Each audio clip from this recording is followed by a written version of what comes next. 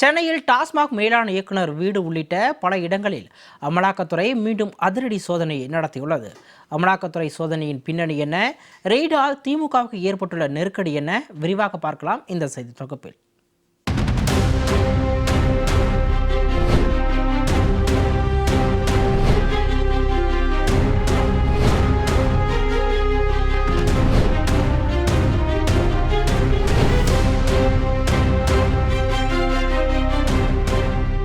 கடந்த மார்ச் மாதம் டாஸ்மாக் தலைமை அலுவலகம் மற்றும் அதன் உயரதிகாரிகளின் வீடுகள், டாஸ்மாக் கொள்முதல் நிறுவனங்கள் உள்ளிட்ட இடங்களில் ரெய்ட் என்ற பெயரில் ருத்ரதாண்டவம் ஆடியது அமலாக்கத்துறை.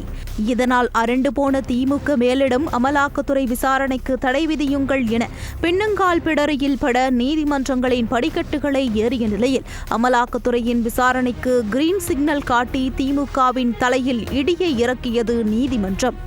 இந்த நிலையில்தான் காலை முதலே சென்னை மணப்பாக்கத்தில் உள்ள டாஸ்மாக் மேலாண் இயக்குனர் விசாகன் வீடு உட்பட மொத்தம் 10 இடங்களில் ரெய்டு நடத்தி சல்லடை போட்டு சலிக்க தொடங்கியது அமலாக்கத்துறை.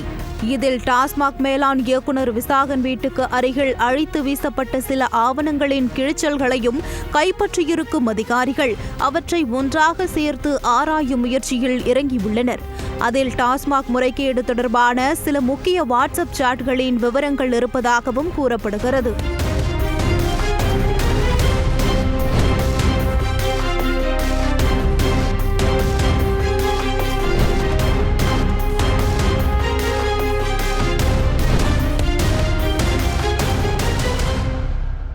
அது மட்டுமின்றி சென்னை அண்ணா சாலையில் உள்ள தொழிலதிபர் தேவகுமார் என்பவர் வீடு, தியாகராய நகரில் உள்ள கேசவன், சூளைமேட்டு மேகநாதன், சேத்துப்பட்டு பாபு ஆகியோரின் வீடுகளிலும் சோதனை நடத்தியது அமலாக்கத்துறை. இதில் முக்கியமாக துணை முதலமைச்சர் உதயநிதியின் மிக நெருக்கமான வட்டாரத்திற்குள்ளும் அமலாக்கத்துறை சாட்டையை சுழற்றியுள்ளது. அதாவது தனுஷின் இட்லி கடை, சிவகார்த்திகேயனின் பராசக்தி போன்ற படங்களை தயாரித்து வரும் டான் பிக்சர் தயாரிப்பு நிறுவனத்தின் உரிமையாளர் ஆகாஷ் பாஸ்கரன் வீட்டிலும் அமலாக்கத்துறை சோதனை நடத்தியுள்ளது. இன்னும் தெளிவாக சொல்ல வேண்டுமென்றால் டான் பிக்சர் தயாரிக்கும் படங்களை தான் உதயநிதியின் ரெட் ஜெயிண்ட் நிறுவனம் வெளியிட்டு வருகிறது.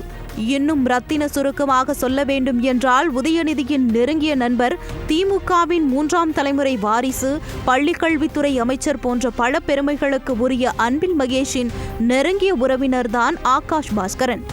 ஆகாஷ் பாஸ்கரன் இல்ல திருமண விழாவில் முதலமைச்சர் ஸ்டாலின் குடும்பத்தோடு நேரடியாக சென்று வாழ்த்தியது எல்லாம் அனைவரும் அறிந்ததே. இந்த நிலையில்தான் அமலாக்கத்துறையின் இந்த அதிரடி சோதனையின் பின்னணியில் இருக்கும் பல தகவல்கள் வெளியாகியுள்ளது.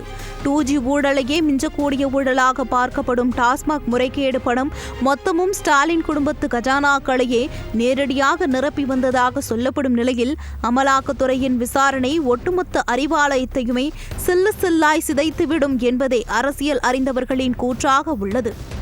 இந்த நிலையில் அமலாக்கத்துறையின் விசாரணையை தடுத்து நிறுத்த சில வேளைகளில் திமுக தலைமை இறங்கியுள்ளதாக சொல்லப்படுகிறது. அதாவது டாஸ்மாக் முறைகேடு தொடர்பாக பதிவு செய்யப்பட்ட சுமார் 40 வழக்குகளை அடிப்படையாக கொண்டே அமலாக்கத்துறை விசாரணை நடத்தி வரும் நிலையில் அந்த வழக்குகளை விரைந்து முடித்து வைக்கும் பணிகள் தீவிரப்படுத்தப்பட்டுள்ளதாம்.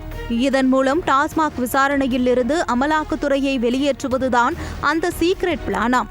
இதற்கு செக் வைக்கும் விதமாகவே டாஸ்மாக் தொடர்பான வழக்குகளை சிபிஐ மாற்ற கோரி சென்னை உயர்நீதிமன்றத்தில் வழக்கு தொடரப்பட்டுள்ளதாக கூறப்படும் நிலையில் மறுபக்கம் டாஸ்மாக் விவகாரத்தில் தங்களது பிடியை மேலும் இறுக்கமாக்கவே இந்த அதிரடி சோதனையில் அமலாக்கத்துறை இறங்கியுள்ளதாகவும் சொல்லப்படுகிறது.